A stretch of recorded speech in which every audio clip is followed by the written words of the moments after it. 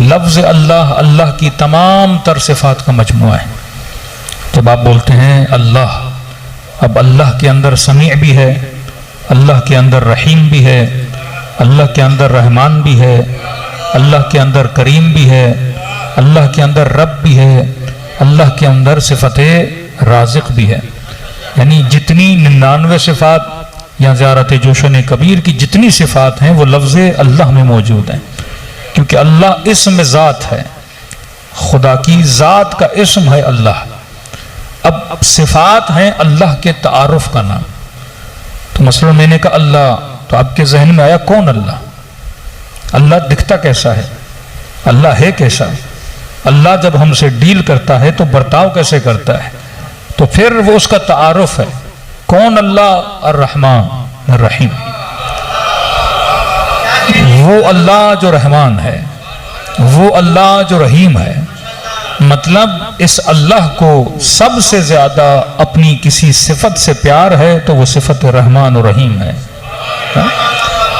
ये भी खुदा कह सकता था कि बिस्मिल्लाहिल करीम, बिस्मिल्लाहिस समी, बिस्मिल्लाहिल बसीर, लेकिन ये नहीं कहा नहीं, मदद मांगता हूं उस अल्लाह से, मुआविनत मांगता हूं उस अल्लाह से, मैं साथ चाहता हूं उस अल्लाह से, मैं उस अल्लाह के रंग में रंगना चाहता हूं जो रहमान भी है रहीम भी है। अब अगर शुक्र किया जाता है तो इसी रहमान और रहीम का किया जाता है।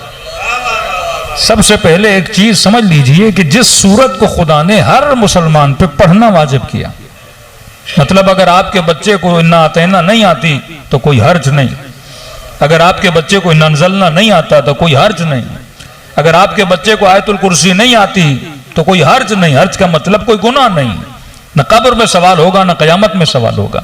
लेकिन अगर इस मस्जिद में बैठे हुए किसी फर्द को हम्द नहीं आती, तो मैं कह सकता हूं वो तारिक सलात भी है, वो शायद मुनकिर सलात भी है, और वो शायद फासिकीन की कैटेगरी में भी चला जाए, क्योंकि जो हम्द नहीं जानता इसका मतलब वो नमाज नहीं जानता। जो नमाज नहीं जानता तो मुसलमान कैसा है? तो मतलब मुस्लिम के लिए सबसे पहली हिफ्जियात जिसे याद करना जरूरी है वो सूरह हम्द है। का मौलाना बेटा बालिग हुआ तो कहा कि सूरह हम्द सिखाओ, नमाज सिखाओ। लेकिन हज तब वाजिब होता है जब बंदा साहिब हैसियत बने, लेकिन हम्द फकीर के लिए भी है, हम्द अमीर के लिए भी है, हम्द साहिब इस्तिताअत के लिए भी है। और जो साहिब इस्तिताअत नहीं, खुदा न खास्ता बदन के एतबार से अगर पैरालाइज भी है, तो फरमाया हम्द याद करना इसके लिए जरूरी है। और मकाम ताज्जुब यह है, अगर किसी के घर में इंतकाल हो जाए किसी मोमिन का, तो वहां भी अगर हम कुछ करने जाते हैं तो यही सूरह हम्द पढ़ने जाते हैं कि भाई आप किस लिए आए? का क़िबला हम फातिहा करने के लिए आए हैं। और खुदा ने कहा कि ला सलात इल्ला बिफातिहतिल किताब, के नमाज नहीं होती अगर नमाज में सूरह हम्द न हो। तो हम्द की इंपॉर्टेंस, अब 17 रकात नमाज हर मुसलमान पे वाजिब, चाहे शिया हो चाहे सुन्नी हो, 17 रकात तो पढ़नी है। मोमिन होगा तो नमाज शब भी पढ़ेगा, लेकिन 17 रकात तो हर सूरत में पढ़नी है। और इस 17 रकात में हम्द को पढ़ना ही पढ़ना है। अब आप कहें कि मौलाना हम्द की जगह पे सूरह शम्स पढ़ें, अल्लाह कहेगा शम्स प्यारी तो है लेकिन हम तो हम्द है। हा? कहें परवरदिगारा हम्द की जगह पे यासीन पढ़ूं, कहां यासीन कुरान का दिल तो है, लेकिन दिल धड़केगा हम्द के बगैर कभी भी नहीं। हा? अब पूरा कुरान पढ़ो हम्द की जगह पे, नमाज नहीं होती जब तक इंसान सूरह हम्द न पढ़े। और 17 रकात में 10 रकात में सूरह हम्द तो शिया पढ़ते हैं, आप तीसरी रकात में तस्बीहात अरबा, लेकिन हमारे बरादरान अहले सुन्नत उसमें भी क्या पढ़ते हैं? सूरह हम्द पढ़ते हैं। मतलब हम हम्द पढ़ें 10 मरतबा, वो शायद सूरह हम्द को पढ़ें 17 मरतबा। इंपॉर्टेंस ऑफ सूरह हम्द। अब सवाल यह है कि इस हम्द में ऐसा क्या है? देखिए, अगर रिपीटेडली मैं आपको कोई चीज पढ़ाए जाऊं तो यकीनन उसके अंदर कुछ न कुछ होगा। मैं कहूं कि हर दुआ करने से पहले सलवात पढ़ो, हर दुआ करने के बाद सलवात पढ़ो, तो आप कहेंगे मौलाना सल्लल्लाहु अलैहि मोहम्मद। तो आप पूछेंगे ना कि मौलाना सूरह हमद की इतनी ताकीद और एक मर्तबा सलवात की इतनी ताकीद कि दुआ से पहले भी सलवात, दुआ के बाद भी सलवात, इसका फलसफा क्या है? तो मासूम उसका फलसफा बताते हैं। फरमाया जब दुआ करते हो तो दुआ को अर्श इलाही तक जाने के लिए परों की जरूरत है। तो फरमाया ये जो सलवात है ये पर है जो तुम्हारी दुआ को अर्श इलाही तक लेकर जाते हैं। और सलवात भी ऐसी पढ़ो जो अधूरी सलवात ना हो, दुम बुरीदा सलवात ना हो, ऐसी सलवात अल्लाहुम्मा सल्ली अला मुहम्मद वाजिल फरजहुम। तो एक तो जहन में बात ये याद रहे कि मरने के बाद भी अगर किसी मरहूम के घर में कोई मोमिन जाता है, देखिए फल लेकर जाएगा तो मरहूम को फायदा नहीं, मिठाई लेकर जाएगा तो मरहूम को फायदा नहीं, कुछ कपड़े लेकर जाएगा तो आप कहेंगे भाई तो जिंदा नहीं, अब कपड़े किस काम के, शूज लेकर जाएंगे कहेंगे भाई तो जिंदा नहीं, शूज किस काम के, पैसे लेकर जाएंगे तो कहेंगे भाई हमारे मरहूम तो मर गए, पैसे किस काम के। तो मरने के बाद भी अगर कोई चीज काम आती है तो सूरह हम काम आता है। तो मतलब हमने अगर किसी चीज से सबसे ज्यादा दोस्ती करनी है तो वो हम से दोस्ती करनी है, क्योंकि यह हमद है जो मरने के बाद भी काम आता है, मरने के बाद भी काम आता है। अब इस हमद में ऐसा क्या है? फरमाया हमद की इब्तदा है बिस्मिल्लाह से। बिस्मिल्लाह शुरू करता हूं, मदद मांगता हूं, इस्तिआनत मांगता हूं, हमराही चाहता हूं। किसके साथ? अल्लाह के साथ। लेकिन सवाल है कि कौन अल्लाह? आज एक रविश सीख लीजिए और उसके बाद जब आप कुरान पढ़ेंगे तो महसूस भी होंगे, लज्जत भी मिलेगी और यह महसूस करेंगे कि जो आपसे बात कर रहा है वो बातें करना क्या चाहता है। हाँ? किसी आलिम ने कहा कि अगर अल्लाह से बात करनी है तो फरमाया कुरान पढ़ो, अगर अल्लाह की बातों को सुनना चाहते हो तो कुरान पढ़ो। और कहा कि रब से बात कैसे की जाती है, अगर यह सीखना है तो दुआए कुमैल पढ़ो। हाँ? ये दुआएं सिखाती हैं कि रब से कलाम कैसे करना है, और कुरान बताता है कि रब तेरे साथ कैसे कलाम करता है।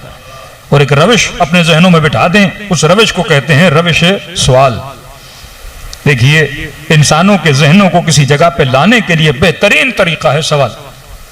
शायद आप में से किसी का जहन घर में हो, दुकान में हो, कारोबार में हो, हिसाब किताब में हो, बच्चे की परेशानी में हो, लेकिन अगर मैं अभी एक सवाल करूं कि आप लोग कहां बैठे हैं तो आप कहेंगे इमाम बारगाह में, तो आपके सबके जहन कहां हाजिर हो गए? इमाम बारगाह के अंदर। तो कुरान जब पढ़ें तो पहले सवाल किया करें, तो आपका जहन कहां पे आ जाएगा? उस सूरह हमद के अंदर आ जाएगा, उस कुरान मजीद के अंदर आ जाएगा। कुरान की रविश इसी तरह है। मसलन आपने कहा कि बिस्मिल्लाह शुरू करता हूं, किसके नाम से? अल्लाह के नाम से। अब जहन में सवाल पैदा करें, कौन अल्लाह? आगे जवाब कौन देगा? खुदा आपको देगा। कौन अल्लाह? जो रहमान है, जो रहीम है। अब सवाल है कि इस रहमान और रहीम का मैंने क्या करना है? तो आगे जवाब आता है अल्हम्दुलिल्लाह रब्बिल आलमीन। तुमने इस रहमान और रहीम का क्या अदा करना है? शुक्र अदा करना है। मतलब हर काम के करने से पहले अल्लाह से मदद मांगो, अल्लाह का साथ चाहो। कि कुरान की आयत है कि लोगों हमेशा रब की याद में रहो, और अल्लाह ने उस याद की मखसूस औकात रखे हैं, जैसे सुबह की नमाज, जोहर की नमाज, असर की नमाज, मगरिब इशा की नमाज। इसका मतलब यह नहीं कि अगर मगरिब इशा में आते हो तो खुदा को याद करो और नमाज के बाद अल्लाह की याद में भूल जाओ। का नहीं, सरसरी याद हमेशा रहे। मखसूस याद है जो किस में आती है? नमाज में आती है। अब जिसे याद कर रहा हूं उसकी पहचान बड़ी जरूरी है। देखिए आप तब तक आशिक नहीं बन सकते जब तक माशूक को पहचाने नहीं। देखिए इश्क बगैर मारिफत के होता ही नहीं। कहते हैं ना एक निगाह में इश्क हो गया, तो ये निगाह ही थी जिसने आशिक बनाया। अंधे को तो इश्क नहीं होता ना। बंदा देखेगा कोई चीज पसंद आएगी तो इश्क करेगा, कानों से सुनेगा तो आवाज का आशिक, आंखों से देखेगा तो तस्वीरों का इश्क, दिल से महसूस करेगा, मारिफत करेगा तो मारिफत का इश्क। आंखों के इश्क को फना है, क्योंकि तस्वीरें हमेशा हसीन नहीं रहती। चेहरा पसंद आया एक दिन मुरझा जाएगा, आवाज बड़ी अच्छी लगी एक दिन आवाज भी खत्म हो जाएगी, लेकिन कल्ब से जिसकी मारिफत हासिल करते हो मारिफत कभी नहीं जाती। तभी मासूम फरमाते हैं किरदार के आशिक बनो क्योंकि किरदार अगर जवानी में है तो बुढ़ापे तक चलेगा, लेकिन अगर हुस्न जवानी में है तो जरूरी नहीं कि बुढ़ापे तक चले। तो एक है हुस्न जाहिर, एक है हुस्न बातिन। तो अगर मैंने अल्लाह का आशिक बनना है, ऐसा आशिक जैसे हुसैन इब्न अली थे, ऐसे आशिक जैसे अली इब्न अबी तालिब थे कि मौत के बिस्तर पे सो जाएं लेकिन रब के इश्क को न छोड़ें, सर कट जाए लेकिन नौ के नेजा पे रब की मद्दाही में मशगूल रहें, ऐसा आशिक कौन बने? ये इश्क तभी आएगा जब इंसान के दिल में अल्लाह की मारिफत आएगी, और मारिफत तभी आएगी जब उस मारिफत के कसीदे को समझोगे जिसे डेली हर नमाज में पढ़ते हो, और उस कसीदे का नाम सूरह हमद है, और हमद को तभी समझोगे जब अपने जहनों में सवाल को पैदा करोगे। अब सवाल अपने जहन में लाते जाइए, इब्तदा करते हैं। अलहम्द, तमाम शुक्र है, तमाम तारीफें हैं, फिर किसके लिए? अल्लाह के लिए। कौन अल्लाह? जवाब खुद खुदा देगा। कौन अल्लाह? मैं तो नहीं जानता। 15 साल का जवान इस दुनिया में पैदा हुआ और जब होश और शऊर संभाला तो वो जानना चाहता है कि भाई कौन अल्लाह। बार बार बताया जाता है कि अल्लाह अल्लाह, इन्ना लिल्लाह व इन्ना इलैहि राजिऊन, उसी की तरफ पलटाए जाओगे। भाई किसकी तरफ पलटाया जाऊंगा? उसकी कोई मारिफत तो हो, उसकी कोई पहचान तो हो। तो ये सारी पहचाने खुदा कहां दिलाता है? सूरह हमद बताता है। अलहम्द, तमाम तारीफें, तमाम शुक्र। इंग्लिश में बोले तो सारे थैंक्स हैं किसके लिए? लिल्लाह के लिए, अल्लाह के लिए। कौन अल्लाह? एक छोटा सा तारुफ बिस्मिल्लाह में हुआ, डिटेल तारुफ खुदा यहां करवाता है। अलहम्द, तारीफ है अल्लाह के लिए। कौन अल्लाह? रब्बिल आलमीन, जो रब है। रब का मतलब जो पालने वाला है। क्या सिर्फ मेरा पालने वाला है? फरमाया नहीं, आलमीन का पालने वाला है। यहां भी तुझे पालेगा, कब्र में जाने के बाद भी तुझे पालेगा। मतलब मुआमिला यहां भी उसके साथ है, मरने के बाद भी मुआमिला उसके साथ है। लेकिन फिर जहन में सवाल पैदा हुआ, वो रब क्यों है? भाई फ्री में तो कोई रुबूबियत नहीं करता। आपने घर में एक नौकर को रखा और उसको मंथली 30,000 40,000 तनख्वाह दे रहे हैं, गोया उसको पाल रहे हैं। तो सवाल है मैं उसे क्यों पाल रहा हूं? तो जवाब ये मिलेगा कि नौकर गाड़ी चलाता है, घर की सफाई करता है, सब्जी और साजो सामान मेरे घर में लेकर आता है, तो इसके एवज मैं उसको तनख्वाह देता हूं। तो सवाल है कि खुदा फ्री में क्यों पाल रहा है? आसमान से बारिश बरसाई फ्री में, एक दाना मैंने जमीन में डाला 100 दाने करके निकाला फ्री में, ऑक्सीजन दे रहा है फ्री में, 2 किडनीज दी फ्री में, एक दांत भी अगर हॉस्पिटल में जाके चेंज करवाओ तो लाखों के खर्चे करने पड़ते हैं, उसने 32 दे दिए फ्री में। मतलब आपने कोई पैसे तो नहीं दिए खुदा को, लेकिन जो कुछ वो दे रहा है फ्री में दे रहा है। तो परवरदिगारा ये रुबूबियत फ्री में क्यों कर रहे हो? तो जवाब दिया, एक सिफत की वजह से रब हूं, अल्हम्दुलिल्लाह रब्बिल आलमीन, मैं सारे आलमीन का पालने वाला हूं। क्यों पालने वाला हूं? फिर कहा क्योंकि मैं रहमान हूं, मैं रहीम हूं। अगर मैं रहमान न होता तो मेरा करम न होता, अगर मैं रहीम न होता तो मेरा करम न होता। शायद कोई कहे कि आज मैं वर्ष अज़ाब पर क्यों हूं? क्योंकि अगर वो रहीम न होता तुझे हुसैन की मजलिस में न बुलाता, अगर वो रहमान न होता तुझे कभी अली का शिया न बनाता। ये जो कुछ कर रहा है वो तो सिफात की वजह से कर रहा है, क्योंकि वो रहमान है, क्योंकि वो रहीम है। अब सवाल यह है कि इन दोनों का मस्दर एक है, लफ्ज रहमान और लफ्ज रहीम, लेकिन अल्लाह ने 2 सिफात क्यों लाई? मुफस्सिर फरमाते हैं सिफत रहमान रहमत आम है, कि मतलब जब बारिश बरसाता है तो बारिश के कतरों को यह नहीं कहता कि अली वालों के घर में बरसना पर यजीदियों के घर में न बरसना। वो रहमान है क्योंकि उसने हुसैनियों को भी खल किया, यजीदियों को भी खल किया, क्योंकि खल किया है। अब रिज्क देना किसकी जिम्मेदारी है? उसकी जिम्मेदारी है। आप पूरी दुनिया अल्लाह की मुखालिफ हो जाए, वो कभी गंदम के दाने को ये नहीं बोलेगा कि ये मेरा नाफरमान बंदा, जब जमीन में गंदम का दाना डाले, ऐ दाने 100 दानों में न बदलना। वो कभी सेब के दाने को नहीं कहेगा कि जब जमीन में जाओ तो मकाम तकामुल तक ना आना, क्योंकि यह नाफरमान है, तुमने सेब नहीं बनना। वो कभी शिकम मादर में किसी नुत्फे को यह नहीं कहता कि तुमने कंप्लीट बच्चा नहीं बनना, क्योंकि उसने आपको खल्क किया है तो हिदायत देना उसकी जिम्मेदारी है, जिसे हिदायत तकमीली कहते हैं। मतलब दाने को सिखा दिया है कि उसने सेब कैसे बनना है, तरबूज के दाने को बता दिया कि उसने तरबूज कैसे बनना है, शहद की मक्खी को सिखा दिया कि उसने शहद कैसे बनानी है। लुकमा जब शिकम में जाता है उसने लुकमे को बता दिया कि इसने खून के जर्रात में कैसे बदलना है। उसने हर शय को हिदायत दी है। यह हिदायत तकवीनी है, यह हर किसी को हिदायत देता है। यह सिफत रहमान की वजह से है, लेकिन इसको शऊर देके फर्श अज़ा पे लाना है, यह सिफत रहीम की वजह से है। चला कि इंसान की दो तरह की हिदायतें हैं। एक हिदायत हिदायत तकवीन, जो वो खुद डायरेक्ट देता है, जिसके बीच में कोई नहीं आता। शहद की मक्खी को हिदायत दी कि शहद कैसे बनाना है। आपकी किडनीज को हिदायत दी कि बॉडी के अंदर चीजों को फिल्टर कैसे करना है। आपके दिल को हिदायत दी कि उसने धड़कना कैसे है। आपके बालों को हिदायत दी कि सियाही के बाद सफेदी में कैसे बदलना है। आपके बदन को हिदायत दी कि जवानी के बाद बुढ़ापे की तरफ कैसे जाना है। आपके बदन को हिदायत दी कि कब्र में जाने के बाद इसने मकाम फना तक कैसे पहुंचना है। ये हिदायत खुदा देता है, इसमें कहीं किसी जगह पे सीखने की जरूरत नहीं है। उसने चूंटी को हिदायत दे दी कि इसने जमीन के अंदर अपने घरों को कैसे बनाना है। इसने चिड़िया को हिदायत दे दी, उसने घोंसला कैसे बनाना है। कोई चिड़िया दुनिया की किसी यूनिवर्सिटी और स्कूल में नहीं पढ़ती। ये हिदायत हिदायत तकवीनी है। उसने आपको हिदायत दी है कि बदन को ग्रो कैसे कराना है। उसने आंखों को हिदायत दे दी, उसने हाथों को हिदायत दे दी। आज मैं कलाम कर रहा हूं, मेरी जबान को हिदायत दे दी है कि सांस कैसे निकलेगी, जबान अल्फाज को कैसे बनाएगी। ये सारी हिदायत हिदायत तकवीन है, ये सिफत रहमान की वजह से है। लेकिन एक हिदायत हिदायत तशरीह है, और वो हिदायत तब तक नहीं मिल सकती जब तक सिफत रहीम शामिल न हो। और फरमाया ये हिदायत तब तक नहीं देता जब तक बंदा मांगे ना।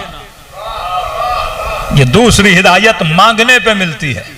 24 घंटा घर में बैठ जाओ पर नीयत हिदायत ना हो, खुदा कभी हिदायत विलायत अता नहीं करेगा। ये दो तरफा हिदायत है, एक यक तरफा जो सिफत रहमान, एक दो तरफा जो सिफत रहीम है। जब तक मांगोगे नहीं तब तक हिदायत दूंगा नहीं। अरबी में दो लफ्ज हैं, लफ्ज यशा और लफ्ज युरीद। युरीद का मतलब सिर्फ अल्लाह का इरादा, यशा का मतलब तेरा भी इरादा होना चाहिए, मेरा भी इरादा होना चाहिए। हिदायत की बात जब भी करता है तो अल्लाह यशा बोलता है, मतलब तू हिदायत चाहेगा तो मैं हिदायत दूंगा।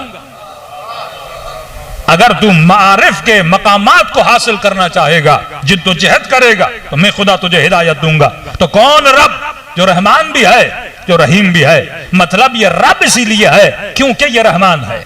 अगर वो रहमान ना होता वो कभी भी रुबूबियत न करता, क्योंकि वो रहमान है। वो बादलों को उठाता है, समंदरों के खारे पानी को आसमान तक लेकर जाता है और फिल्टर करके मीठा करके वापस तुम्हारे तक पहुंचा देता है।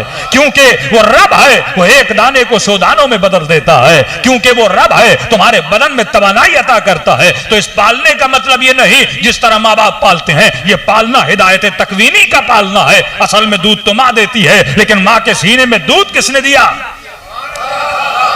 उस रब ने दिया। और अजीब है कि जब मां को दूध दिया, ये दूध न ज्यादा ठंडा था न गर्म था, ताकि बच्चे को तकलीफ ना हो। और जब मां को दूध दिया तो आप कहेंगे कि मौलाना बच्चा पैदा हुआ तो बच्चे को दांत क्यों नहीं दिए? क्योंकि बच्चे ने दूध पीना है ताकि मां को तकलीफ ना हो, इसे दांत नहीं दिए। मतलब जब बच्चे को दांत आ जाए, इसका मतलब अब इसे दूध छुड़वाना चाहिए। अब वो गजा दो जो दांतों के लायक हो। और ऐसे ही गजा दी जिसके अंदर सारी विटामिन पाई जाती थी, मतलब सारा बंदोबस्त कर रहा है। क्योंकि वो क्या है?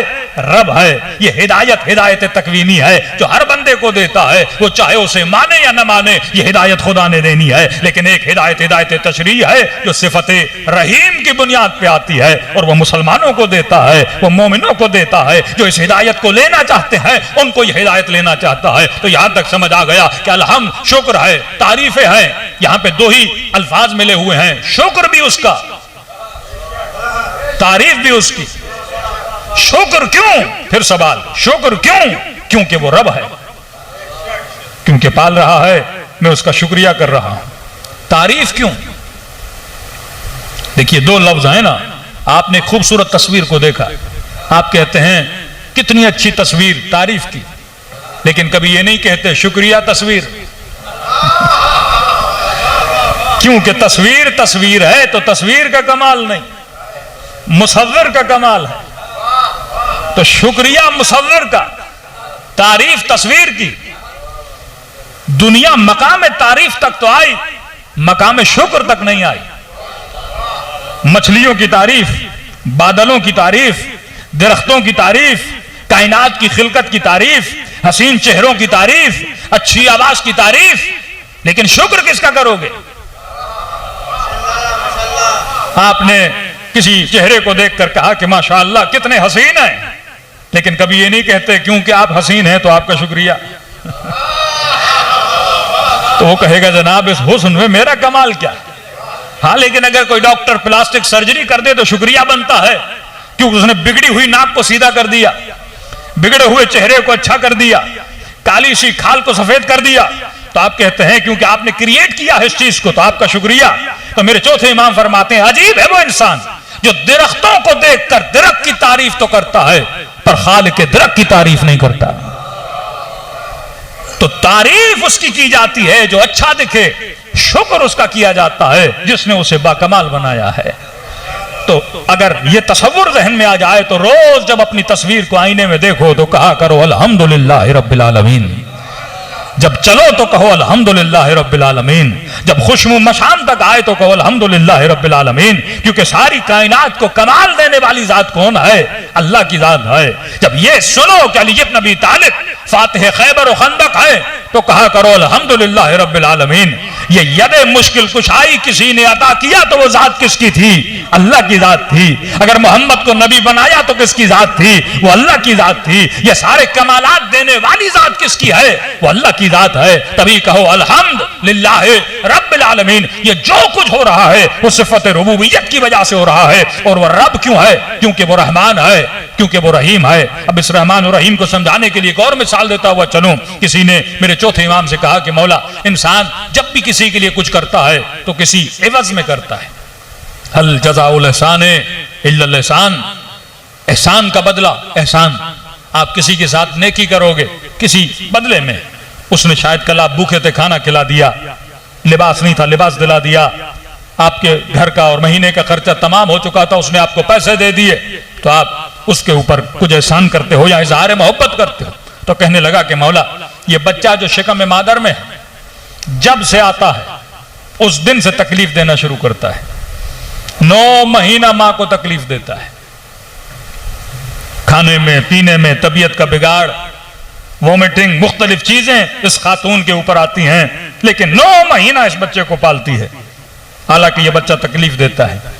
फिर कहा कि मौला, जब यह पैदा होता है तो मजीद तकलीफ देता है, वो चाहे नॉर्मल डिलीवरी हो या ऑपरेशन के जरिए हो, किसी भी सूरत में तकलीफ मां को होती है। और कहा कि मौला, पैदा होने के बाद तकलीफें खत्म हो जाएं, लेकिन नहीं, तकलीफें फिर शुरू हो जाती हैं। ये आते ही कुछ देता नहीं, मां से लेना शुरू कर देता है। उसका दूध पीना हो, उसकी गंदगी की सफाई करनी हो, कि इंसान को घिन आए जिस गंदगी से, लेकिन बड़े प्यार से, बड़ी मोहब्बत से मां इसकी सफाई भी करती है, इसे साफ सुथरा भी रखती है, पूरी पूरी रात इस बच्चे के लिए जागती भी है। एक सवाल फिर जहन में आ गया, किसी ने कहा ना मौला, इंसान पैदा होते ही बेअक्ल क्यों होता है? अच्छा होता हम पैदा होते बड़े होशो शऊर में होते। सिफत रुबूबियत की सिफत इसके अंदर है। इमाम ने कहा यह भी सिफत रहमान और रहीम की वजह से है कि खुदा ने तुझे पैदा होते ही बेअक्ल बनाया। का मौला क्यों? का क्योंकि रब नहीं चाहता था तू शर्मिंदा हो। का क्या मतलब? इमाम ने कहा होश और शऊर है। कहा मौला? का इस उम्र में अगर तुम अपने कपड़ों को नजिस कर दो, गलाजत में पड़ जाओ, कितनी शर्मिंदगी होती है एक बूढ़े आदमी को, एक बड़े आदमी को, जब कपड़ों को गंदा कर लेता है, जब खुद को निजासत में डालता है तो अजीब एहसास शर्मिंदगी होता है। लेकिन बच्चा ना शर्मिंदा होता है न एहसास शर्मिंदगी होती है। का क्योंकि अल्लाह को पता था ये 2 साल तक निजासत में रहेगा या 3 साल तक निजासत में रहेगा। खुदा इसे साहिब अक्ल नहीं बनाता ताकि मेरा बंदा मेरी दी हुई चीज की वजह से कहीं एहसास शर्मिंदगी में न चला जाए। का ये भी सिफत रहमान की वजह से है। लेकिन फिर कहा कि मौला सवाल वही का वही है, ये बताइए कि बच्चा पैदा हो, शिकम में हो तो तकलीफ, पैदा होने के बाद तकलीफ, 3-4 साल तक मां पूरी पूरी रातें जागती है, तकलीफ देता है। का मौला बच्चा तो तकलीफ दिए जा रहा है, लेकिन यह समझ नहीं आता कि मां इससे इतनी मोहब्बत क्यों कर रही है। मोहब्बत एवज में होती है, बच्चा कुछ दे तो मां मोहब्बत करे। शिकम में भी मां को कुछ भी नहीं दिया, लेता रहा, उसके खून और गोश्त से बना, पैदा हुआ तो उसका दूध पीता रहा, जब तक 6, 7, 8 साल का ना हो, यह मां को तकलीफ में रख के रखा। कब मौला ये मोहब्बत किस वजह से? मेरे चौथे इमाम ने फरमाया इस मोहब्बत के दरमियान न बच्चे का कमाल है न मां का कमाल है। का मौला फिर कमाल किसका है कि मां इतनी जुड़ जाती है इस बच्चे के साथ? ये कहा कमाल उस रब का है जिसने मां के दिल में इस बच्चे की मोहब्बत को रखा हुआ है। वल्लाह अगर सिफत रब को समझ जाएं तो दिन में लाख मर्तबा अल्हम्दुलिल्लाह है रब्बिल आलमीन को पढ़ते रहे कि हमद है, तारीफें हैं उस खुदा के लिए जो रब है। रब क्यों है? क्योंकि वो रहमान है, क्योंकि वो रहीम है। अब ऐ खुदा, ये तो तेरी ड्यूटी थी कि तू बंदे को हिदायत देता रहा, वो कभी तकवीन की सूरत में, कभी तशरीह की सूरत में, लेकिन अब ये तो बता बंदे की ड्यूटी क्या है। पहले खुदा ने बताया कि मैं क्या करता हूं, मैं पालता हूं, मैं रब हूं, मैं रहमान हूं, मैं रहीम हूं, मैं तुझे फर्श अज़ा तक लाया, मैंने तुझे नुत्फे से कंप्लीट इंसान बनाया, मैंने तुझे शऊर दिया, हिदायत दी, सोच दी, फिक्र दी, समझ दी। लेकिन ऐ खुदा जब इस कायनात में भेज दिया, अब ये तो बता कि मेरी जिम्मेदारी क्या है। तूने तो अपनी ड्यूटी पूरी कर दी, मुझे कंप्लीट इंसान बना दिया। अब अल्लाह बताता है कि सुनो तुम्हारी ड्यूटी क्या है। अल्हम्दुलिल्लाह रब्बिल आलमीन अर्रहमान अर्रहीम मालिकी यौमिद्दीन। पहले ये समझ कि जब सब कुछ मैं कर रहा हूं तो मालिक कौन हुआ? क्या तू अपनी आंखों का मालिक? क्या तू अपने दिल का मालिक? क्या तू अपने वजूद का मालिक? तुम्हारी जहालत बताती है कि तू मालिक नहीं। मुझे नहीं पता दिल की धड़कनें कैसे चलती हैं। एक आंख का आई स्पेशलिस्ट 15-15 साल पढ़ता है, ब्रेन स्पेशलिस्ट 20-20 साल पढ़ता है, तब जाके उसे इल्म आता है कि दिमाग काम कैसे करता है, बॉडी काम कैसे करती है। तब अमीर फरमाते हैं कि मन आरफ नफ्सहू फकद आरफ रब्बह, जिसने खुद को पहचाना वो अपने रब को पहचान लेता है।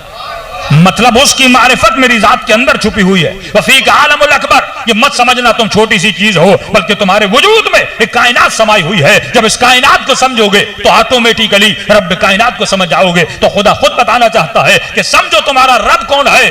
जब तुमने समझ लिया और यह एहसास हुआ कि कोई और है जो मुझे बनाने वाला है, वो और कौन है? वो मालिक यौमुद्दीन है। वो किसका मालिक है? यौमुद्दीन का मालिक है। सवाल है खुदा क्या तू दुनिया का मालिक नहीं? जब रब की बात की तो कहा कि मैं आलमीन का रब हूं, यहां का भी वहां का भी। लेकिन जब मुलूकियत की बात आई तो यह नहीं कहा मालिकुल आलमीन, मैं दोनों जहानों का मालिक हूं, नहीं, कहा कि मैं यौमुद्दीन का मालिक हूं, मैं कयामत के दिन का मालिक हूं, मैं आखिरत के दिन का मालिक हूं। परवरदिगारा ये क्यों नहीं कहते कि मैं दुनिया का भी मालिक हूं, मैं आखिरत का भी मालिक हूं? मासूम फरमाते क्योंकि यहां पे खुदा की मुलूकियत का एहसास लोगों को बहुत कम होता है। वहां पे उसकी मुलूकियत का एहसास अपने पूरे वजूद के साथ करेंगे। यहां पे आपने घर बनाया तो कहा कि घर का मालिक कौन? मैं। गाड़ी ली तो कहा मालिक कौन? मैं। कपड़े लेकर आए तो कहा कपड़ों का मालिक कौन? मैं। शादी की तो कहा इस बीवी का मालिक कौन? मैं। तो यहां मैं बहुत है और इस मैं के अंदर इंसान ये एहसास में मुब्तला हो जाता है कि मालिक कौन है? मैं हूं। जैसे आपके हुक्मरान जब ताकत मिलती है कहते भाई अमेरिका सुपर पावर है, हालांकि सुपर पावर कौन? अल्लाह। लेकिन हमारे हुक्मरान भी बोलते हैं, आम सी आवाम भी बोलती है कि सुपर पावर कौन? अमेरिका। क्यों? क्योंकि यहां हमें नजर आता है कि मालिक कौन है? अलियाज़ु बिल्लाह, गोया कौन है? अमेरिका है। वो एक फोन कॉल करता है, लोग जेलों में चले भी जाते हैं और निकलने की उम्मीदें भी पैदा हो जाती हैं। वो हुक्मरानों को हटाता भी है, बिठाता भी है, वो मुल्कों पे जंगे करता भी है। मतलब तमाम मुल्कों की तकदीरें किसके हाथ में है? अमेरिका के हाथ में। इलेक्शन वहां, फिक्र यहां।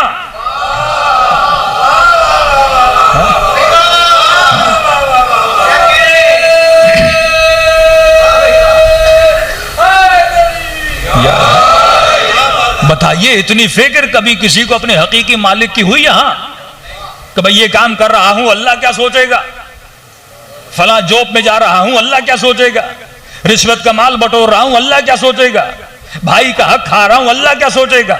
बच्चों के साथ ज्यादती कर रहा हूं, अल्लाह क्या सोचेगा? सर पे चादर नहीं, अल्लाह क्या सोचेगा? नमाज नहीं पढ़ रहा, अल्लाह क्या सोचेगा? टाइम जाया कर रहा हूं, अल्लाह क्या सोचेगा? नहीं, हर काम में यह फिक्र है कि अमेरिका क्या सोचेगा। क्योंकि प्रैक्टिकली हमने मालिक किसको समझा? हुक्मरानों को समझा, या आम लफ्ज में कहूं साहिब पावर को समझा। वो कभी सोवियत यूनियन हो या आज अमेरिका हो, कल कोई और होगा।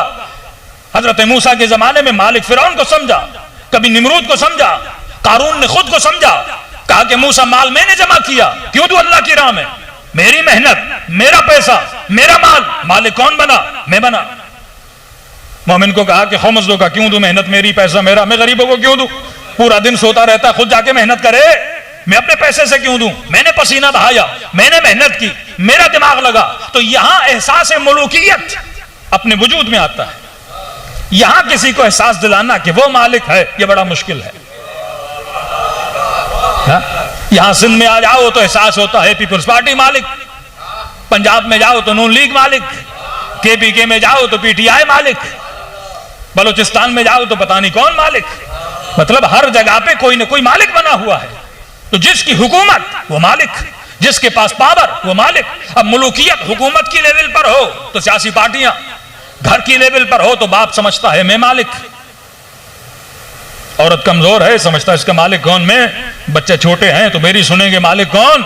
मैं। दुकानदार हूं, 4 लोग काम करते हैं तो मालिक कौन? मैं। यहां मेरे पास इख्तियार है, तो ये इख्तियार मुझे एहसास मुल्कियत देता है। तो खुदा ने कहा कि नहीं, मैं मालिक यौमुद्दीन हूं, जहां तुझे एहसास दिलाऊंगा, जहां तू अपने पूरे वजूद से महसूस करेगा कि मालिक कौन है? मैं हूं। और यह एहसास तब होता है जब सकरातुल मौत आती है। यह एहसास तब होता है जब बदन से रूह निकलती है। उस वक्त मेरे मौला अली फरमाते हैं कि खुदा कुछ चीजों को जिस्म देता है। तुम्हारे माल को जिस्म देगा, तुम्हारी औलाद जिस्म की सूरत में तुम्हारे सामने खड़ी हो जाएगी। फरमाया 3 जिस्म आएंगे, 2 जिस्म बड़े मोटे और हट्टे कट्टे। मरने वाला जब बदन से रूह निकल जाएगी तो 3 जिस्मों को देखेगा।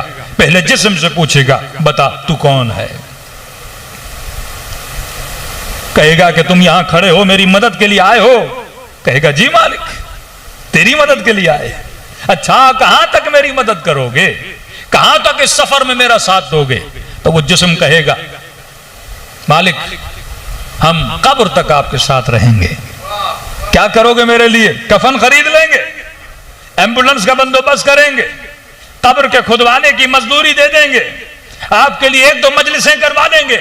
ये आपके लिए हम कर सकते हैं। का आगे? का नहीं, आगे हम नहीं आ सकते। का तुम हो कौन? का मैं तुम्हारा माल हूं, और माल यहीं तक काम आएगा। कफन ले लेगा, कब्र का बंदोबस्त, खुदवाई का बंदोबस्त, एम्बुलेंस का बंदोबस्त, 1 आधी मजलिस आपके लिए करवा लेंगे, 4 लोगों को खाना खिला देंगे, माल यहीं तक काम आएगा। का आगे? का आगे तक उतना जाना है। दूसरे जिस्म से पूछेगा, तुम कहां तक मेरे साथ चलोगे? कहेंगे हम बस आपके लिए इतना कर सकते हैं, जनाजा कांधों पे उठा लेंगे, कब्र में लिटा के तलकीन पढ़ा देंगे, 4 लोगों को बुलाकर सूरह हम्द की किरात करा देंगे। क्या तुम हो कौन? कि हम तुम्हारी औलाद हैं, यहां तक आपके साथ देंगे। का आगे? का आगे हम नहीं आ सकते। मेरे मासूम फरमाते एक तीसरा जिस्म बड़ा नहीफ और कमजोर खड़ा रहेगा, 2 मोटे और हट्टे कट्टे, जिनको खिलाया भी पिलाया भी, जिनकी तरफ तवज्जो बड़ी थी, माल कमाने पे तवज्जो, औलाद के बनाने पे तवज्जो। लेकिन फरमाइए तीसरा जिस्म जो बड़ा कमजोर होगा, इस जिस्म से कहेगा कि तुम कौन हो और कहां तक मेरे साथ चलोगे? आवाज आएगी, जनाब मैं कब्र में भी तुम्हारे साथ हूंगा, आगे का आगे भी तुम्हारे साथ चलूंगा, पूरी बरज़ख में तुम्हारे साथ हूंगा, कयामत के दिन भी तुम्हारे साथ हूंगा। अगर जहन्नुम की तरफ गए वहां भी तुम्हारे साथ, और अगर जन्नत की तरफ गए वहां भी तुम्हारे साथ। ताज्जुब से कहेगा तुम इतने कमजोर कि तुमने मेरी तरफ तवज्जो नहीं दी।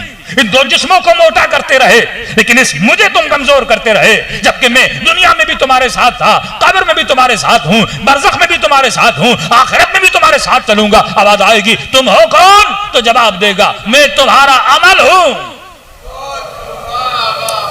जिसकी तरफ तुम्हारी तवज्जो बहुत कम थी। और अगर तुम आमाल को जमा करते तभी कहा फहुव फी ईशतिन रादिया। कौन? मन सकुलत मवाज़ीनो, जिसके आमाल का वजन भारी होगा वो वहां पे आयश करेगा। फिर कहा मन खफ्फत मवाज़ीनो फउम्मुहु हाविया, लेकिन जिसका वजन कम होगा फिर वाह हो उस इंसान पर जिसके पास ज़ादे राह ना हो। वो सफर में चलेगा तो कैसे चलेगा? तो कहा ये एहसास कर देना, यहां तुझे एहसास नहीं हो रहा लेकिन वहां तुझे एहसास होगा। मालिक यौमिद्दीन, दीन का मालिक कौन है? ये तुम्हारा रब्ब परवरदिगार है। ये मरने के बाद एहसास होता है, ये जब कब्र में जनाजा लिटाया जाता है तब तुम्हें एहसास होगा। इस एहसास को यहां पैदा करो।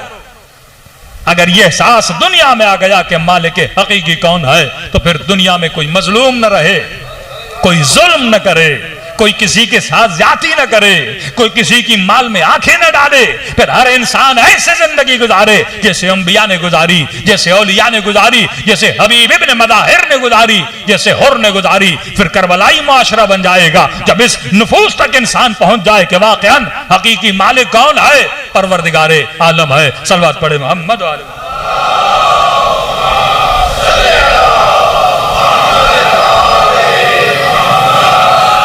तो यहां तक खुदा ने अपना तारुफ कराया कि मैं अल्लाह हूं और वो अल्लाह जो रहमान है और रहीम है, और उसी सिफत रहमान और रहीम की वजह से वो रब है।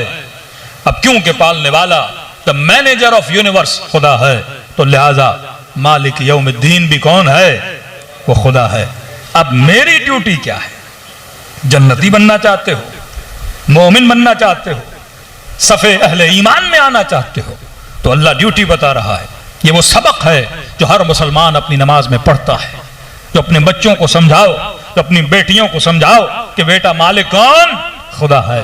अब उसकी मलूकियत को जब मैंने मान लिया तो अब ड्यूटीज मेरे ऊपर आ जाती हैं। जब तुमने अपने अक्ल शऊर से माना कि कोई बनाने वाला है, कोई हिदायत देने वाला है। वल्लाह ये बताइए 7 साल का बच्चा, 8 साल का बच्चा अगर किसी स्कूल में न जाए वो ABC नहीं लिख सकता, वो अलिफ बे नहीं लिख सकता, वो एक छोटा सा लेटर नहीं लिख सकता, तो मतलब बिन पढ़े कोई कुछ लिख नहीं सकता। तो इस चिड़िया को किसने पढ़ाया? इस चूंटी को किसने पढ़ाया? इस पूरी कायनात में जो परिंदे और चरिंदे जिंदगी बसर कर रहे हैं, जो एक इज्तिमाई माशरा भी बाज लोगों ने तश्कील दिया हुआ है, किसने सिखाया और किसने पढ़ाया? तो कोई है जो सिखाने वाला है, कोई है जो इस कायनात पे अपनी रहमत की बारिश को नाजिल करने वाला है। अब सवाल है जब ये समझ लिया तो ये समझो उसने अपना हक पूरा कर दिया। वो तुमसे कुछ ड्यूटीज मांगता है, वो क्या है? कहो इय्याका नअबुद व इय्याका नस्तईन, मैं मालिक हूं। अब क्योंकि मैं मालिक हूं तो हक उबूदियत, हक इबादत, हक सजदा अगर किसी के दरबार में करना है तो वो कौन है? इय्याका नअबुद, ऐ खुदा तेरी ही इबादत करता। हाँ, ये भी कह सकते थे नअबुदु इय्याक, ऐ खुदा तेरी इबादत करते हैं, लेकिन नहीं, तेरी ही इबादत करता हूं। मतलब उबूदियत में कोई और शामिल नहीं हो सकता।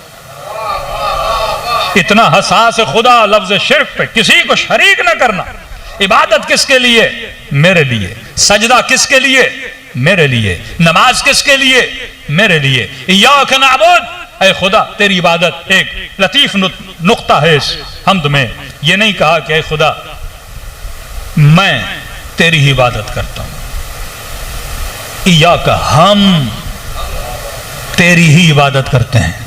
जबकि सूरह हम्द मैं पढ़ रहा हूं लेकिन कह सब की तरफ से रहा हूं,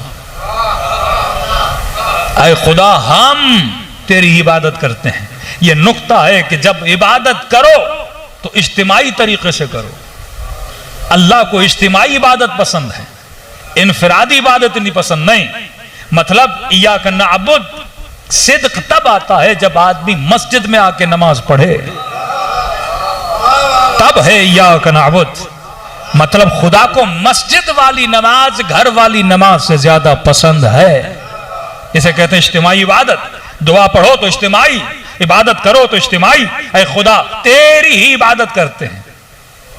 फिर बीच में एक वाव आया, ये ज़रीफ नुक्ता है जो अक्सर शियों पे थोपा जाता है, और वो है व इय्याक नस्तईन।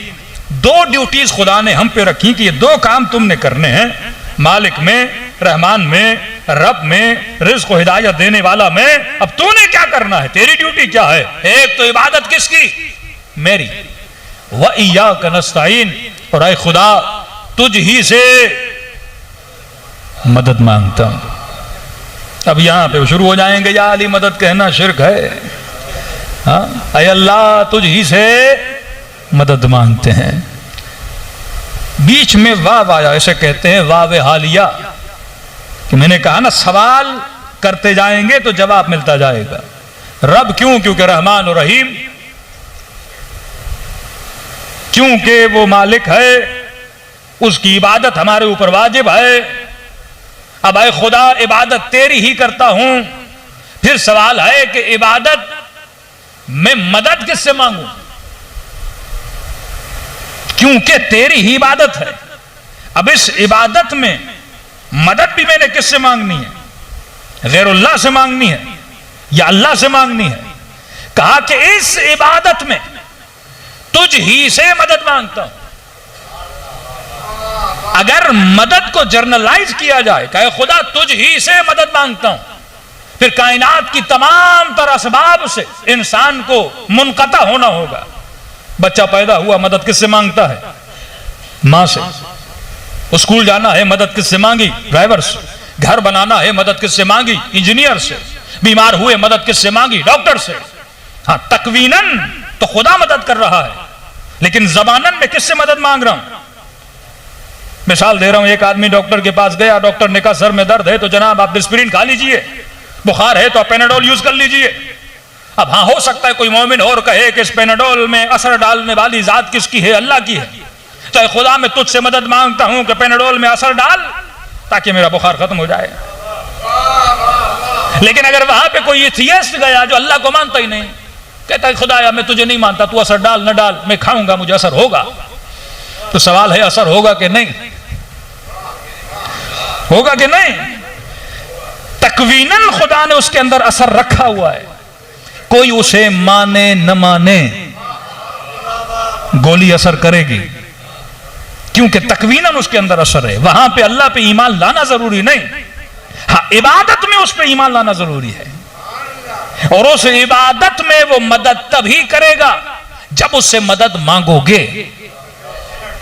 ये वाहिद चीज है जिसमें खुदा कहता है मांगो तब मैं तुम्हें अता करूंगा। इय्याक नस्तईन, खुदा मैं तुझ ही से मदद मांगू। यहां इस्तिआनत के लिए बोला गया है। जब तक मांगोगे नहीं तब तक खुदा मदद करेगा नहीं।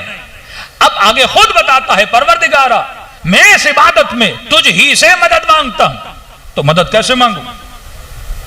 मक्के आके मदद मांगू, मदीने आके मदद मांगू, कराची में आके मदद मांगू, अब्दुल्ला शाह गाजी पे जाके मदद मांगू? ये मदद किस जगह से मांगू?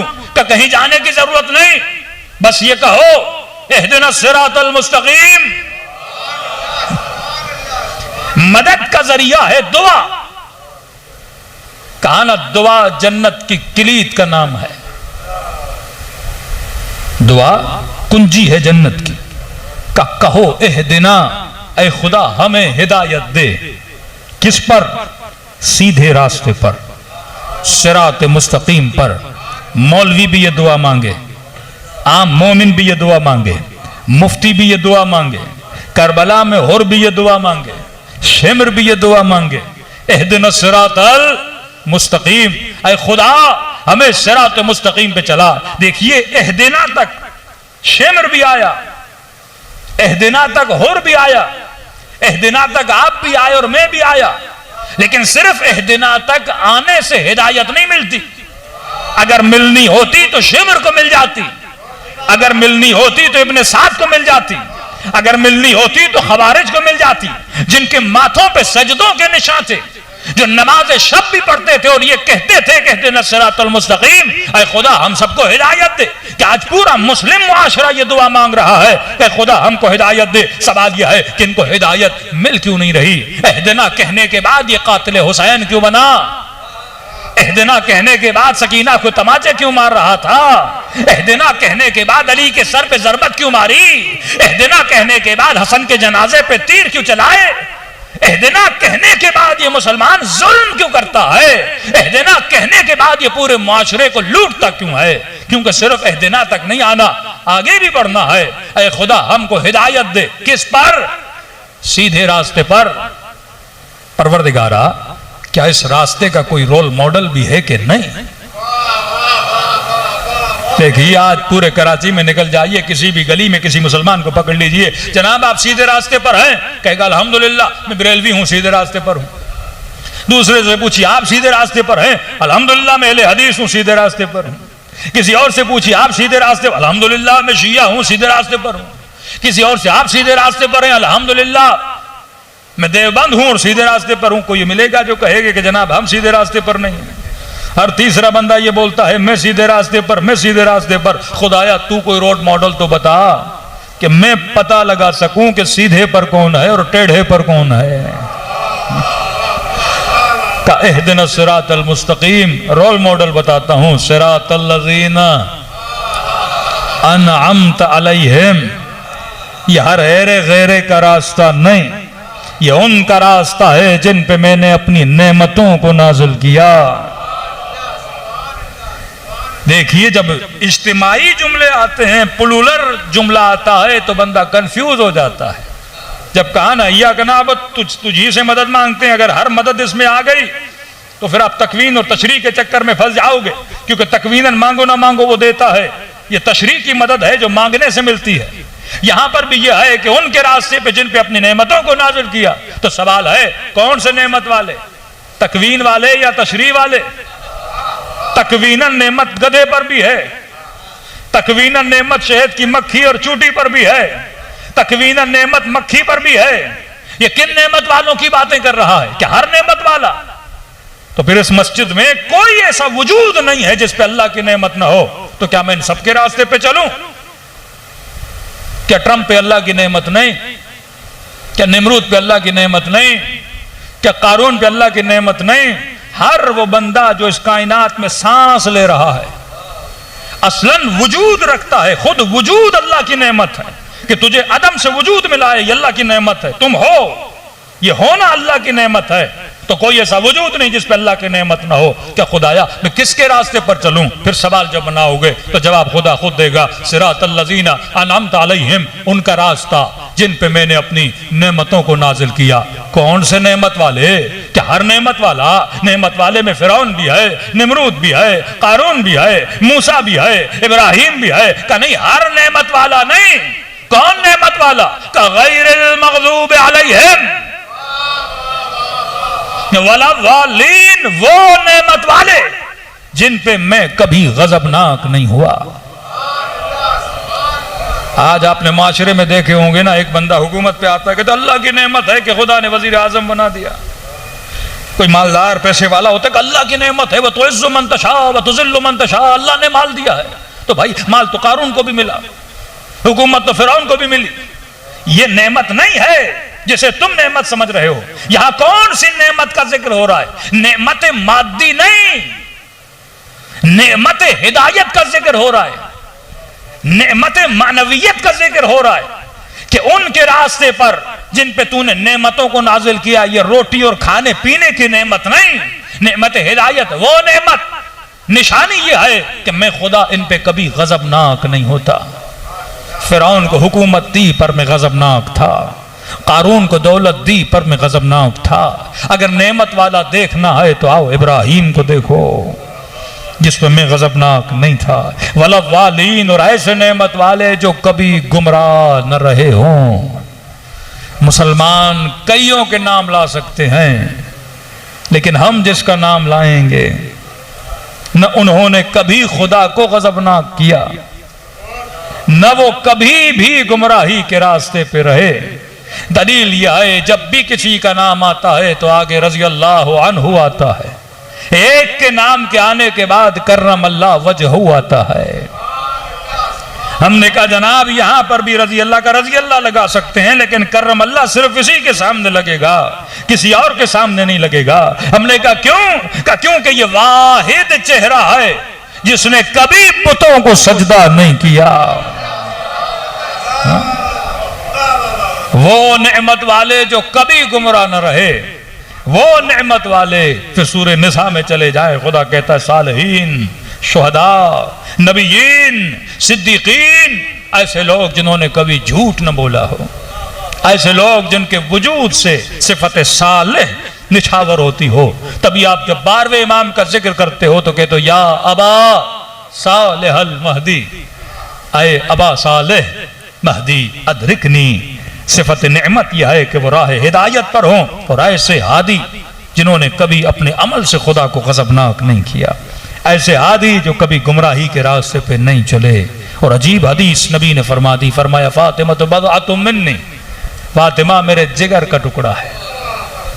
जिसने इसे गज़बनाक किया, कहा गैरिल मग़ज़ूब अलैहिम, जिसने इसे गज़बनाक किया उसने मुझ मोहम्मद को गज़बनाक किया। जिसने मुझ मोहम्मद को गज़बनाक किया समझो उसने खुदा को गज़बनाक किया। आज पूरी कायनात के मुसलमान कहते हैं कि अल्लाह का वजूद वो वजूद है जो जिस्म नहीं रखता। आप अगर जानना चाहें कि मौलाना गुस्से में है या खुश हैं तो असर का पता चेहरे से चलता है। कोई हंसेगा तो कहेंगे खुश, चेहरे पे लाली आएगी तो कहेंगे गुस्से में है। तो सवाल यह है वो खुदा जो जिस्म नहीं रखता उसके गुस्से का पता कैसे लगाऊं कि वो कब गुस्सा होता है, किस पे गुस्सा होता है। तो रसूल ने कहा फातिमा तो बदअतुम मिन्नी, अगर देखना है खुदा किससे राजी है तो देखो मेरी बेटी किससे राजी है। अगर देखना है खुदा किससे गज़बनाक है तो देखो फातिमा किससे गज़बनाक है। फरमाया ये वो 14 हैं या अंबिया हैं, ये जिससे राजी हो अल्लाह उससे राजी हो जाता है। ये जिस पे गज़बनाक हो खुदा उस पे गज़बनाक हो जाता है। तो अब कोशिश क्या रही जिंदगी में मैं किसकी रजा के लिए जिंदगी गुजारूं। अगर मैंने आले रसूल को राजी किया तो खुदा राजी, इनकी रजा में अल्लाह की रजायत है। अब जब करबला के मैदान में इमाम हुसैन ये कहें रिज़न बिरिज़ा व तस्लीमन लिअम्रे ला माबूद सिवाक, ऐ खुदा हुसैन तेरी रजा पे राजी है, तेरे हुक्म के सामने सरखम तस्लीम है। दलील भी दे रहे हैं क्यों उसकी रजा में राजी होना होता है जो तेरा माबूद हो, क्योंकि तेरे अलावा हुसैन का कोई खुदा नहीं। अब अगर हुसैन अल्लाह को राजी कर रहे हैं, अब जो हुसैन को राजी करेगा गोया उसने खुदा को राजी किया। तो हबीब ने हुसैन को राजी करके खुदा को राजी किया, हुर ने हुसैन को राजी करके खुदा को राजी किया, और शिमर ने हुसैन को नाराजी करके अल्लाह के गजब को खरीदा। यजीद ने ज़ैनब को तकलीफ दे के अल्लाह के गजब को खरीदा। तभी कहा कि जिंदगी ऐसे गुजारो कि तेरा इमाम तुझसे राजी हो जाए। इमामों के जमाने में हर सहाबी की कोशिश होती थी कि जब दुनिया से जाए तो बस एक जुमला सुन के जाए, क्योंकि हम अल्लाह की आवाज तो नहीं सुन पा रहे ना। अहले बैत को क्यों बोला जाता है लिसानुल्लाह? अगर ये कहें हम तुमसे राजी तो समझो खुदा ने कहा मैं तुमसे राजी। तो तभी दुनिया से जाते जाते एक कोशिश होती थी कि मेरा इमाम मुझे ये कह दे कि मैं तुमसे राजी हुआ। जनाब सईद ने 17 तीर खाए नमाज हुसैन को बचाते बचाते। कहते हैं जब आखिरी तीर लगे, बूढ़े थे जनाब सईद, 80 साल से ऊपर थे। कहते बदन से जब खून बहता गया तो बदन में राशा पैदा हुआ, कपकपाहट तारी हो गई, सुस्ती बदन पे आ गई और गोया बदन गिरने वाला था। सईद ने मुड़ के देखा कि अभी भी मेरे मौला क़ियाम में थे और आखिरी रुकू में जाना चाह रहे थे। कहते हैं जब तीर लगे और बदन जमीन पे गिरने वाला था तो एक निगाह बदन पे डाली, दोनों हाथ अपनी कमर पे रखे कि कहीं ऐसा ना हो कि मेरा वजूद झुक जाए और कोई तीर मेरे मौला हुसैन के वजूद पे लगे। तो अपने बदन को कहा बस इतनी मोहलत दे, मेरे हुसैन की नमाज खत्म हो जाए। कहते यहाँ इमाम ने सलाम आखिर दिया, यहाँ सईद जमीन करबला पे गिरने वाला था। ये उन असहाब में से है जिसके जनाजे को हुसैन ने खाके करबला पे गिरने नहीं दिया। कहते सलाम आखिर देके दौड़े दौड़े मौला सईद के बदन की तरफ दौड़े और सरे सईद इमाम हुसैन की गोद में पड़ा। अब मुझे ये बताइए, जिसने नमाज इमाम को बचाने की खातिर 17 तीर अपने बूढ़े बदन पे खाए हों, उस बंदे को तो सुकून से दुनिया से जाना चाहिए ना। लेकिन सईद सुकून में नहीं, अब भी तड़प रहा है। इमाम ने कहा सईद आराम से चला जा, लेकिन नहीं, गोया कुछ कहना चाहता है लेकिन जबान साथ नहीं दे रही। का बोल सईद, क्या बोलना चाहते हो? बदन तड़प रहा है, रूह बदन से नहीं निकल रही, ये कुछ जुमले कहना चाहता है। जब बड़ी कोशिश से जबान से 2 जुमले निकले और उन जुमलों के कहने के बाद मौला हुसैन ने जवाब दिया, फिर इत्मीनान से रूह बदन से निकल गई। मतलब हर मोमिन को तस्कीन मिलेगी इमाम के जुमलों के सुनने के बाद। क्या कहा जनाब सईद ने? कितने बड़ी मुश्किल से जबान से 2 जुमले निकले और कहा मौला अर्रज़ायत, क्या तू सईद से राजी हुआ? यह कहना था तो इमाम हुसैन की आंखों में आंसू आए। फरमा सईद मैं भी राजी, मेरी अम्मा जहरा भी राजी, मेरा नाना रसूल भी राजी। मतलब जब इंसान सकरात के वक्त हो तो फिक्र ये होनी चाहिए। यकीनन हर आदमी जब दुनिया से जाता है तो वक्त के इमाम को जरूर देखता है। तो ये जुमले कहे मौला अर्रज़ायत, क्या तू मेरी गुजरी हुई जिंदगी से राजी हुआ? अब मौला जब ये कहें कि हाँ मोमिन मैं तुझसे राजी हुआ, तो फिर बदन से रूह सुकून से निकलनी चाहिए। मजलिस का मतलब भी यही है मेरे अजीज। इस मजलिस का सवाब कराने वाले को ज्यादा मिलता है बनिस्बत जिसके लिए करा रहा है, क्योंकि ये असल अमल किसका है? जो करा रहा है। तभी रसूल को जब कुछ बच्चों ने कहा ना कि हमारे वालिद बहुत दौलत छोड़ के गए, हमने तकसीम कर दी एक पूरा गोदाम खजूरों का, हमने बाप के ईसाले सवाब के लिए अल्लाह की राह में दे दी। नबी ने कहा अल्लाह ऐसी औलाद सबको अता करे। जब उस गोदाम में नबी पहुंचे तो जमीन पे एक खजूर पड़ी थी। रसूल ने खजूर उठाई और बड़ी हसरत से देखा, कि जितना तुमने दिया है अगर जिंदगी में खुद एक खजूर देता इस सब के सवाब के बराबर था। ये तुमने दिया है सवाब तुझे मिला, हाँ एक खजूर का सवाब उसे मिलेगा। तभी फरमाया जब तक जिंदा हो खुद अमल करके अपनी आखिरत बनाओ। फिक्र अपने आप की आपको होनी चाहिए, न कोई और आपकी इतनी फिक्र करेगा। आपसे ज्यादा अगर किसी को आपकी फिक्र है तो या आपके खुदा को है या आपके इमाम ज़माना को है। इन 2 वजूदों के बाद अगर किसी को फिक्र होनी चाहिए वो आपको होनी चाहिए। दुनिया में अमल करो, फरमा यही अमल आखिरत का तोशा है। खाली हाथ न जाओ। आज किसी अक्लमंद से पूछो यहां से पैदल कोयटा जाओ और 4 रोटियां जेब में रख के जाओ, तो हर आदमी कहेगा 3 दिन सरवाइव करोगे, इससे ज्यादा नहीं। बरज़ख का सफर अनलिमिटेड सफर है। फरमाया वहां पे तोशा होना चाहिए, वहां पे रोटी वोटी काम नहीं आती मेरे अजीज। उस जमाने का तोशा अमल है।